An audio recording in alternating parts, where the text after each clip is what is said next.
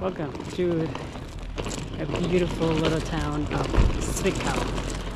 This is the city, the birthplace of Audi.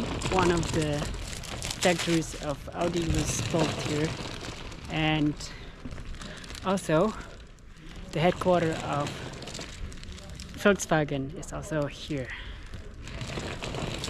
It used to be a very important business hub and manufacturers here in Germany.